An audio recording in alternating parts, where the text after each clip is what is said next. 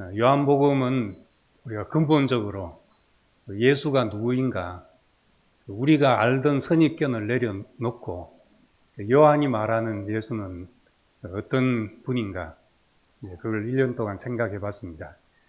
지금 사도행전을 통해서 교회가 뭔가를 한번 같이 생각해 보기를 원합니다. 오늘 1장 1절에서 11절 말씀까지인데 8절 한 절 읽겠습니다. 오직 성령이 너희에게 임하시면 너희가 권능을 받고 예루살렘과 온 유대와 사마리아와 땅끝까지 이르러 내 증인이 되리라 하시니라. 이 사도행전이 복음서와 서신서를 연결하고 또 서신서들의 배경이 되는 중요한 말씀입니다. 고린도전서, 빌립보서 이런 책들이 있지만 그것만 봐서는 어떤 상황에서 이 말씀이 나온지를 모릅니다. 근데 사도행전을 보면 빌립보 교회가 어떻게 생겼고 또 고린도 교회가 어떻게 탄생했고 이런 과정들이 소상히 소개되어서 우리가 가는 길에 많은 유사점들을 발견하고 또 교훈을 얻게 됩니다. 예수 이후에 교회가 어떻게 생겨났는지, 교회의 모습이 어떤지 이런 것들을 성경 속에서는 알 수 있는 유일한 책입니다. 우린 지금 교회들의 문제는 어제 오늘만의 일이 아닙니다. 수없이 그런 일들이 역사 속에서 반복되었습니다. 근데 이제 우리가 역사를 모르면은 우리만 겪는 일로 생각하기 쉽습니다. 근데 알고 보면 지나온 사람들이 다 걸었던 길을 우리가 똑같이 겪고 있습니다. 그래서 우린 사도행전이 필요하고 역사 속에서 다른 그리스도인들은 어떻게 살았나, 그 사람들도 바보가 아닌데 우린 다 우리만 뭘 알고 우리만 어떤 일을 겪고 하는 걸로 생각하기 때문에 다른 사람들이 어떻게 살았는지에 대해서 우리가 돌아볼 여유가 없었습니다. 사도행전을 통해서 처음 복음을 받은 사람들이 어떻게 반응했고 어떤 문제에 봉착했는지를 봄으로써 우리에게 거울이 되리라고 생각합니다. 이 사도행전을 쓴 사람은 누가로 알려졌습니다. 누가복음과 사도행전 두 권을 썼고 양으로는 신약 성경의 한 4분의 1이 됩니다. 중요한 사람이죠. 근데 성경 중에서 성경의 저자 중에서 유일하게 이방인이 이 누가입니다. 이방인의 관점으로 예수를 우리에게 소개하고 또 교회가 이제 이렇게 복음이 전파된 상황들을 설명하기 때문에 참으로 다행스럽게 우리가 볼 수 있는 시각을 열어주는 그런 책입니다. 누가복음, 이 누가가 이방인이라고 한 것은 나중에 골로새서에 보면은 이제 할례 받은 사람과 할례 받지 않은 사람을 분류해서 마지막 인사에 소개하고 있는데 이 누가는 할례 받지 않은 사람으로 소개되니까 그래서 이제 이방인일 것으로 알고 누가복음도 복음서 중에서 가장 이방인에 대해서 열린 태도를 갖고 있습니다. 이 사람으로 인해서 복음이 어떻게 밖으로 흘러나갔는지를 볼 수 있다는 것은 참 귀중한 시각입니다. 그래서 구약 신약을 통틀어서 이방인이 성경을 쓴 사람은 이 누가밖에 없습니다. 오늘 8절에 오직 성령이 너희에게 임하시면 너희가 권능을 받고 예루살렘과 온 유대와 사마리아와 땅끝까지 이르러 내 증인이 되리라 했습니다. 그래서 성령과 권능과 내 증인 이 세 가지를 살펴보려고 합니다. 사도행전은 사도들의 활동이라고 생각해서 이름 붙여진 책입니다. 그런데 우리가 다 읽고 나면은 이것이 사도행전이 아니고 성령행전이구나 이렇게 알게 됩니다. 사도행전 표면적으로는 사도들의 활동이지만은 내용은 하나님이 어떻게 행하셨는가를 말하고 있습니다. 이것은 구약 성경이 이스라엘의 역사지만은 이스라엘의 역사로 보는 것은 표면적으로 보는 것이고 그 내용은 하나님의 활동이고 하나님의 역사인 것입니다. 그래서 하나님의 활동 무대가 이스라엘이었기 때문에 그 역사를 들어서 말씀하고 있었습니다. 그 사도행전도 처음부터 오늘 1장에 보면은 그렇게 이야기합니다. 모였을 때 4절에 예수님이 예루살렘을 떠나지 말고 내게 들은 바 아버지의 약속하신 것을 기다리라. 이 약속하신 것이 뭔가? 5절에 요한은 물로 세례를 베풀었으나 너희는 몇 날이 못 되어 성령으로 세례를 받으리라. 곧 2장에 이제 일어날 일을 염두에 두고 말하고 있습니다. 그리고 이제 오직 권능이 성령이 너희에게 임하시면 이렇게 말합니다. 시작이 성령이 임하셔서 시작한다고 그렇게 말씀합니다. 요한복음에 예수님이 약속하시기를 내가 떠나는 것이 너희에게 유익이다. 내가 떠나가지 않으면 보혜사가 너희에게로 오지 아니할 것이다. 가면 내가 그를 너희에게로 보내리니 이렇게 말씀했으니까 이제 예수님의 후편 복음서는 예수의 행전이면은 이제 사도행전부터는 이제 성령의 행전이 되는 것입니다. 그 앞에 구약을 하나님의 행전이라고 이름을 이제 붙일 수가 있을 것입니다. 근데 우리 이 성령이라는 말에 익숙치 않은 사람들입니다. 왜 이 말을 안 쓰고 지금까지 말씀을 봐왔나 생각을 해보니까 꼭 그 말을 써야 될 자리에 대신 쓴 말이 생명이라는 말을 써왔습니다. 로마서 8장에 보면 그 생명의 성령이 죄와 생명의 성령의 법이 죄와 사망의 법에서 너희를 해방했다 했으니까 생명의 성령 하는 것은 이 성경의 표현으로는 동의 반복입니다. 같은 뜻을 그렇게 반복한 겁니다.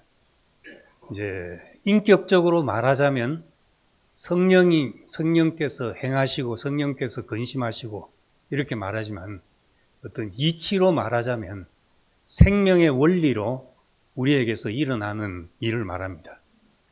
우리 안에 뭔가 다른 생명이 와서 우리가 사는 방식이 달라지고 원리가 달라지고 그래서 이제 생명을 따라 산다는 이야기를 했는데 이제 다른 그리스도인들을 보면 꼭 그 자리에 성령을 따라서 산다 이렇게 말하고 있습니다. 이게 같은 말이구나.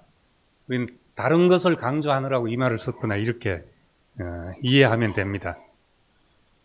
근데 이제 성령이 어떻게 일하시는지 우린 근시안적이라서 참 보기가 힘듭니다. 뭘 했단 말인지. 그래서 좀 심한 사람들은 뭘 시시콜콜 성령께서 이렇게 하라신다 저렇게 하라신다 하는데 자세히 보면 그건 그 사람 생각이죠. 알고 보면. 근데 어떻게 우리가 성령께서 하시는 것을 알 수 있는가? 사도행전 전부를 보고 나면 그렇게 알게 됩니다. 사도행전에 일어난 일들, 많은 일들이 발생했습니다. 문제도 발생하고 박해도 외부로부터 박해도 발생했습니다. 초대 교회라고 해서 아무 문제 없는 이상만 있는 그런 교회가 아닙니다.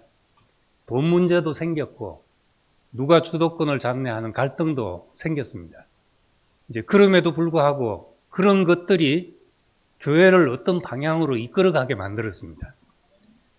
그래서 만약 그런 일이 아니었다면 제자들은 예루살렘에 모여서 여기가 좋사오니 하면서 그냥 그대로 있었을 겁니다.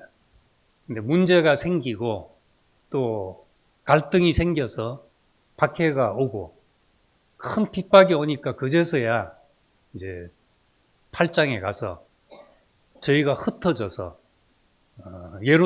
온 유대와 사마리아 땅에 가서 복음을 전했다는 이야기가 나옵니다. 1장에 예수님 명령에 너희는 권능을 받고 예루살렘과 온 유대와 사마리아와 땅끝까지 이를 내 정의 내리라. 이건 이제 명령형이지만 사도행전에 전개되는 결론처럼 미리 말해놓은 것입니다. 어떻게 사람들이 유대와 사마리아 땅으로 퍼졌는가? 예수님이 우리가 이렇게 가라고 했다 해서 간 것이 아니고 박해가 나서 그 자리에 머물 수 없어서 다른 데로 보따리 싸서 가다 보니까 유대와 사마리아로 흩어지게 됐습니다. 그리고 땅끝까지 어떻게 가게 됐는가? 그 다음에는 사도들 간에도 갈등이 생겼습니다. 베드로와 예루살렘 교회 사도들과 다른 이방 교회 장로들 사이에 문제가 생겨서 회의도 했지만은 그 다음 베드로와 바울의 갈등도 생기고 바울과 바나바가 심히 다투기도 하고 그래서 이 바울에게는 원래 가려고 했던 계획이 어그러지게 됐습니다. 자기는 아시아에 세웠던 교회를 다시 한번 돌아보려고 했는데 바나바와 헤어지고 나선 갈 수 없는 상황이 돼서 그래서 이제 그 마게도니아 지역 그리스로 가게 됐습니다. 거기서 우리가 아는 고린도 교회, 빌립보 교회 이런 교회들이 데살로니가 교회 이런 교회들이 거기서 생겨나게 된 거죠. 그리고 로마 땅끝까지 간 것도 예루살렘 교회의 그 화해를 위해서 갔다가 예루살렘 교회에서 체포가 돼가지고 로마로 후송이 돼서 로마에 가서 복음을 전하고 거기서 이제 순교하기에 이르렀습니다.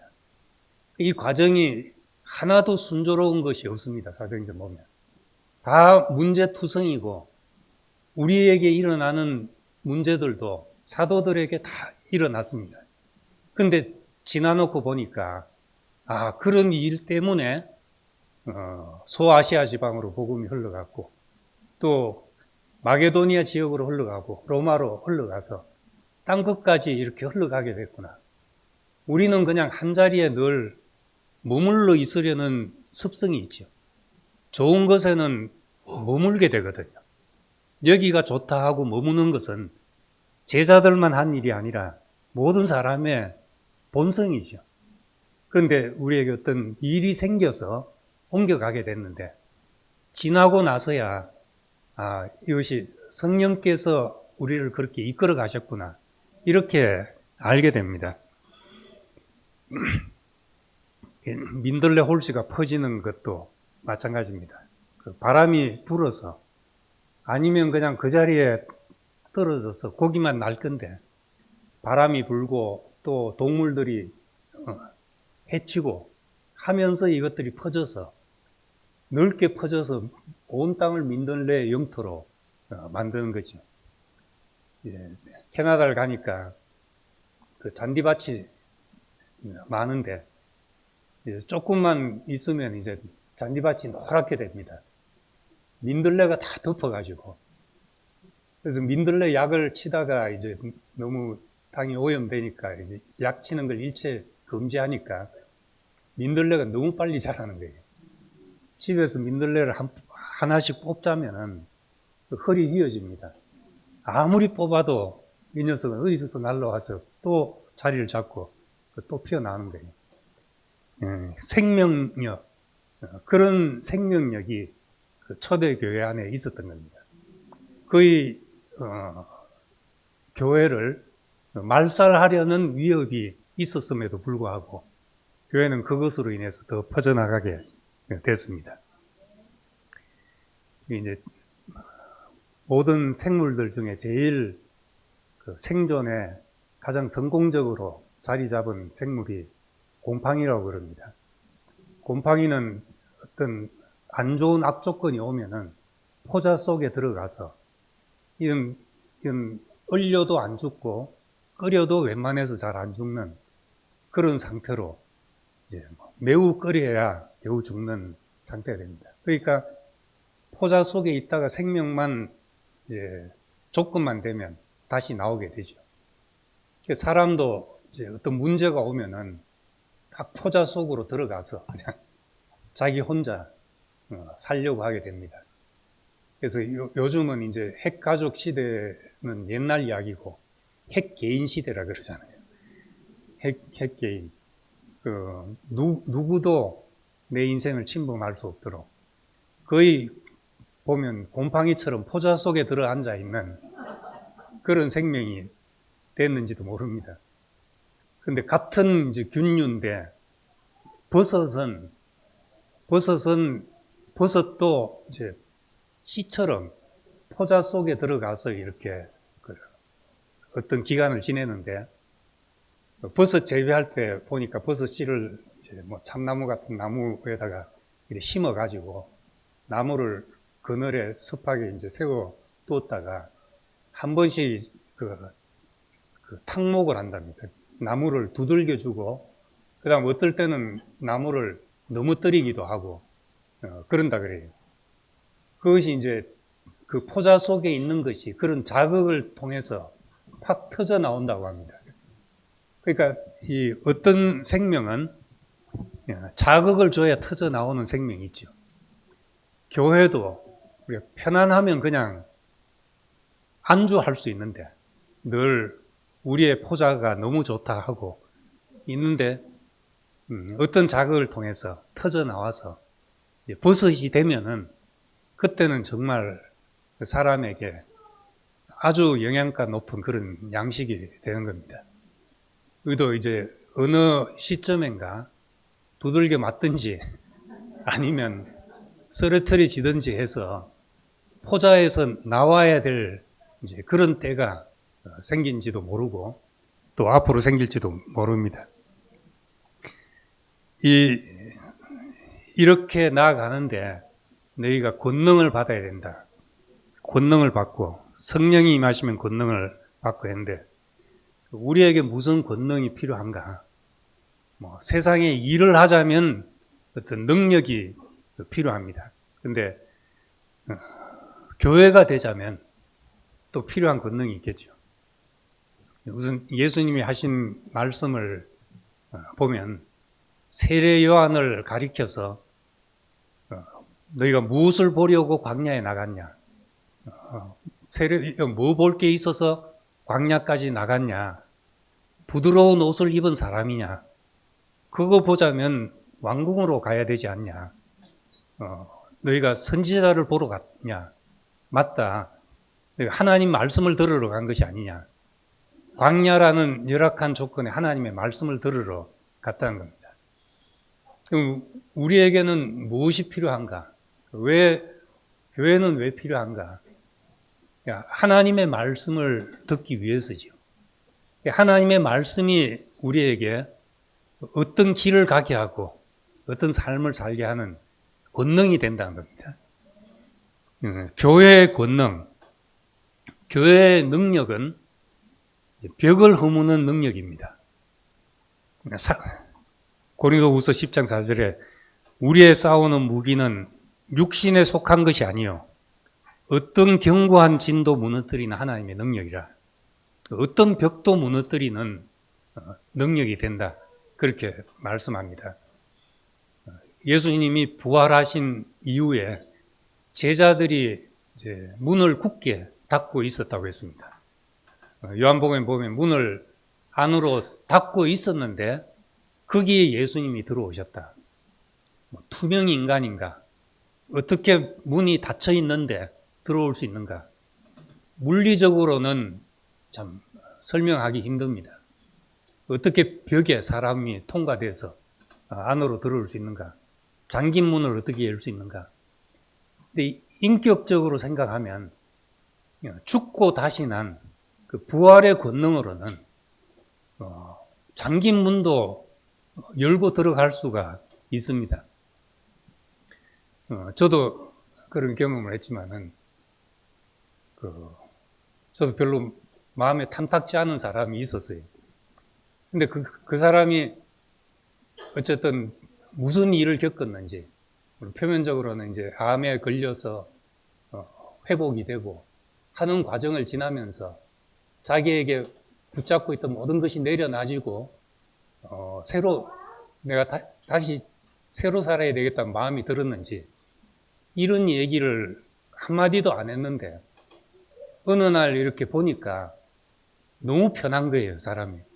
그리고 내가 이전에 가졌던 감정이 그냥 그 앞에서 하나도 원인무효가 되어버리는, 이거는 내가 변해서 그렇게 된 게 아닌데 그 사람의 어떤 변화로, 나는 잘 모르지만은 어떤 변화로 인해서 내 마음에서 벽이 사라진 것을 느끼게 됐습니다. 그래서 이게 사람의 벽은 어느 한쪽에서만 벽이 무너져도 그건 무너지는 것이구나, 열리는 것이구나. 제자들은 문을 굳게 닫고 있었지만 예수님은 벽이 없었던 겁니다. 그건 어디라도 들어갈 수 있는 생명을 그렇게 나타내신 겁니다. 우리에게도 이 능력이 있다면은 누구에게라도 가지지 않겠습니까? 그래서 에베소서 2장에 전에 멀리 있던 너희가 그리스도 예수 안에서 그 피로 가까워졌다. 중간에 막힌 담을 육체로 하시고 원수된 것을 십자가로 소멸하셨다. 이것이 이제 에베소에서 말하는 교회의 그 성격이었습니다. 교회 이름을 붙이고 이렇게 모인다고 그걸 교회 이름 붙인 것이 아니라 이렇게 우리 인생 안에서 이상하게 사람들이 피로 가까워지고 막힌 담이 없어지고 원수되었던 것이 소멸되는 일이 일어난다면 그걸 교회라고 할 수 있는 거죠. 그러니까 우리 교회라는 울타리를 점점 쳐가는 것이 아니라 우리는 어떤 울타리를 허물면서 나가는 것이 교회의 사명인 겁니다. 그래서 사도행전은 그렇게 진행이 됩니다. 이게 교회야. 네가 교회 안에 들어오자면 이래야 돼. 이것이 이제 사도행전 초반에 나오게 됩니다. 그런데 바울이 문을 열고 나가는 길은 그런 것을 다 허무는 일이었습니다. 우리의 울타리와 이래야 돼 하는 조건을 가장 낮은 것으로 만들고 그래서 물이 흘러가게 됐던 겁니다. 우리 교회에 와서 어디로 우리는 갈 것인가? 이건 물리적인 방향이 아니라 어디로든 벽을 허무는 방향으로 가는 것이 교회입니다. 그래서 사람과 사람, 또 교회와 교회, 교회와 세상. 보면 다 담이 있잖아요. 개개인 간에도 담이 있고, 남이 문을 연 만큼 내가 열려고 하고, 이제 이러니까 이 담은 항상 우리를 지키기 위해서 필요한 것이 됩니다. 근데 우리가 참 복음 안에서 생각하면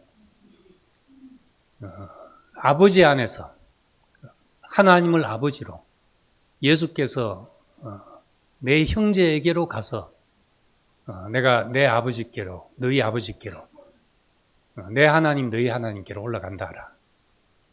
죽고 다시 난 예수님은 그 무서워하고 길을 모르고 다 흩어졌던 제자들과 다르게 생각하지 않았던 겁니다. 이게 참 우리 중요한 거죠. 우린 뭘 좀 알면 그걸로 벌써 가르잖아요. 넌 이걸 몰라 이런 걸로 가르기 시작하면 그 안다는 것이 또 벽이 됩니다. 근데 참으로 알면 예수님처럼 내 아버지가 너희 아버지구나. 제자들과 조금도 다르지 않다. 어떻게 다르지 않겠습니까? 고난받고 죽으시고 부활하신 분과 그 자리가 싫어서 떠났던 제자들과 너무나도 우리 볼 땐 다른데 내 아버지가 너희 아버지다.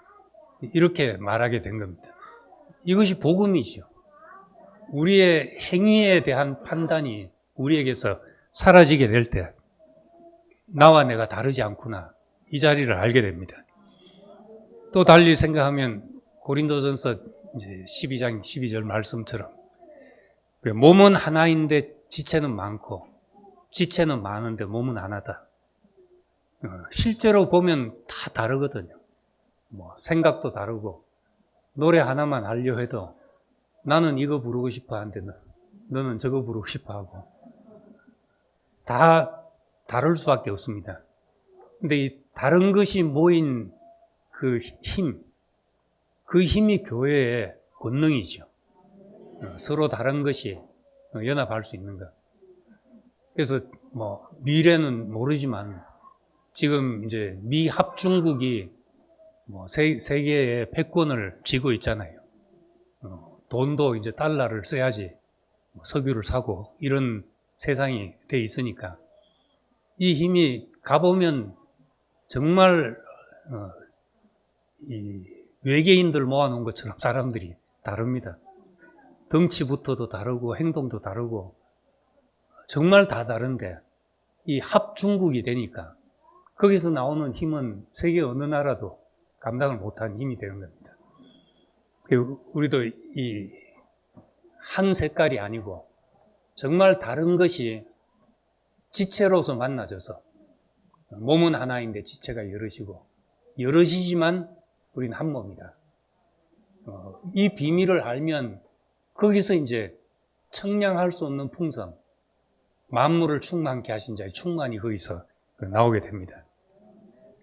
몸도 우리 오장육부가 상극인 게 다 있잖아요. 오장육부, 상생도 있지만 상극인 게 있어서 정말 반대의 성질이 몸 안에는 물과 기름이 섞여서 돌아가고 또 불과 물이 이 적당한 온도를 유지하고 살아가고 하나하나 놓고 보면 만날 수 없는 반대의 성질입니다. 근데 생명 안에서 이것이 녹아져 있어서 우리를 살게 하는 힘이 되니까 내 마음에 안 드는 사람 카트 하고 나면은 살지를 못합니다. 근데 어쨌든 저 인간은 왜 있나 이렇게 생각날 때 내가 사는 것은 그 힘이구나. 우리는 다 모르지만 저 사람이 있어서 생명이 돌아간다. 그렇게 생각하면 우리는 청량할 수 없는 풍성을 누리게 됩니다. 그래서 이 복음은 바울은 다른 말로 화목이라고 말했습니다. 자기가 복음 전하는 사명을 화목케 하는 직책이라고 말했습니다. 하나님이 그리스도 안에 계시사 세상을 자기와 화목하게 하시며 그들의 죄를 그들에게 돌리지 아니하시고 화목하게 하는 말씀을 우리에게 부탁하셨다. 복음을 전하는 것은 싸우러 나가는 게 아니죠. 누구와 화목하러 가는 겁니다. 그러자면 그 사람의 상태를 바꾸어서 화목하는 게 아니라 그 사람 있는 그대로가 나한테 화목이 돼야 되잖아요. 그래서 우리는 누굴 만나도 화목이 될 수 있다면 그게 참 복음 안에 있는 것이고 복음의 권능은 바로 그 권능인 겁니다. 화목할 수 있는 권능. 그래서 우리는 어디를 가서든지 복음 전하다가 싸우고 오면 내가 복음이 아니구나. 처음부터 다시 해야 되는구나. 그렇게 생각하시면 됩니다. 내 증인이 되리라 했습니다. 예루살렘과 온 유대와 사마리아 땅끝까지 이르러 내 증인이 되리라 했는데 증인이 된다 하는 것은 예수의 증거가 되는 사람을 말합니다. 예수님이 이런 분이셨구나 하는 것을 알게 하는 사람입니다. 죽었으나 다시 사신 분, 세상이 다 버렸지만 하나님께는 보배롭고 요긴한 머릿돌이 되신 분, 세상의 가장 비천한 것을 영광스러운 것으로 바꾸신 분, 이 생명이 나를 바꾸고 세상을 바꾸는 능력이구나. 이렇게 아는 겁니다. 사실 우리 인생에 버리고 싶은 것이 얼마나 많습니까?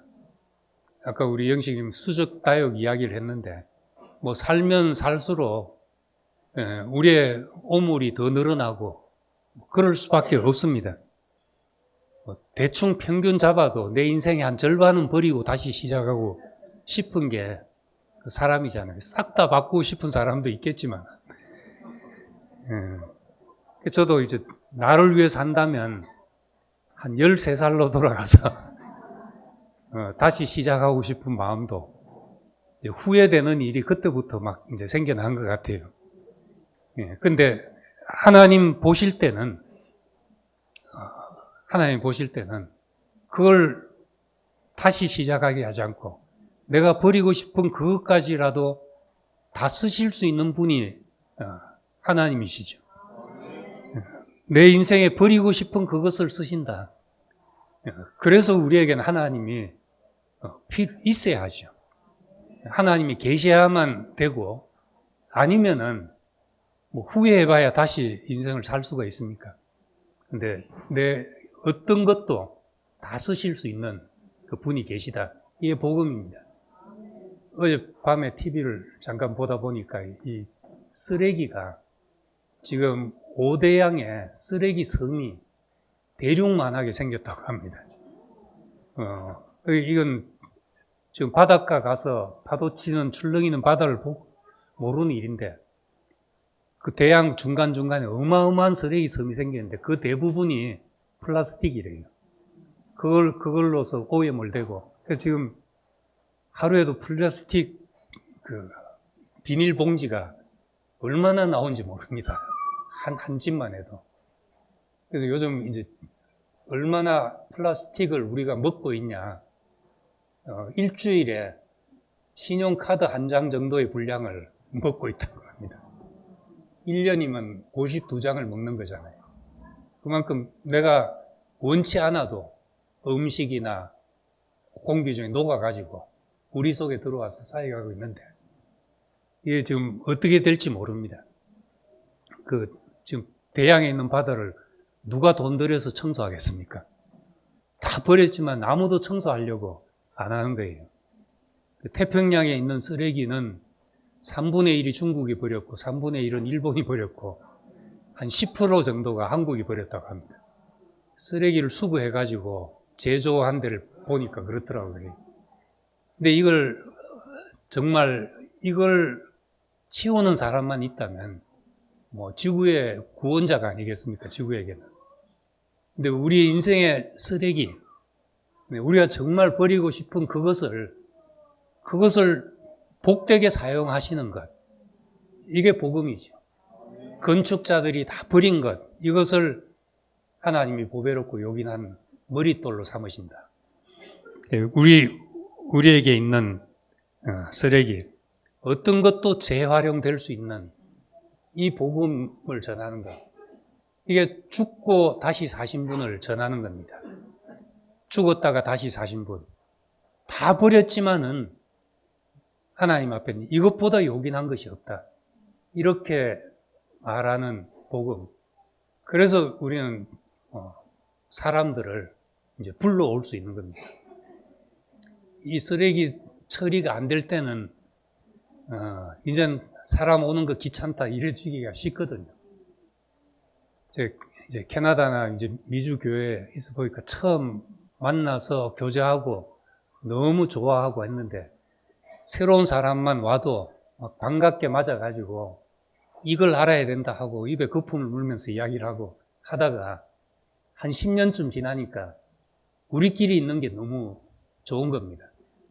새로 누가 오는 것이 오면 왔습니까 하는데 은근히 귀찮아지기 시작하면서 그러면서 그 테두리를 못 벗어나는 거예요, 사람들이.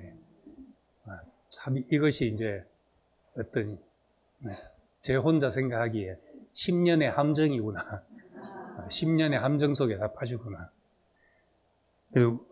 우리 이 1장 8절 말씀만 기억하고 우리가 나가는 방향이 우리에게는 허물어지는 방향으로 우리를 하나님이 이끌어 나가신다. 우린 좋은 것만 취하는 것이 아니라 세상이 버린 것을 축복으로 바꾸는 우리 이 인류의 재활용 공장으로 우리의 교회가 있다고 생각하면 이 시대에 교회가 왜 있냐에 대해서 적어도 우리는 답을 가지게 될 것입니다.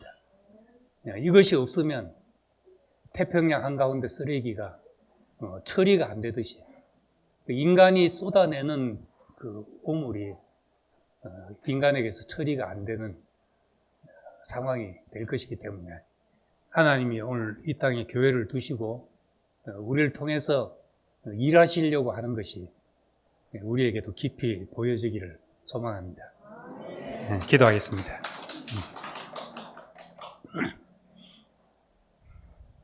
아버지 하나님, 지난 1년 참 우리는 어디로 가야 될지 모르는 사람으로 살았습니다.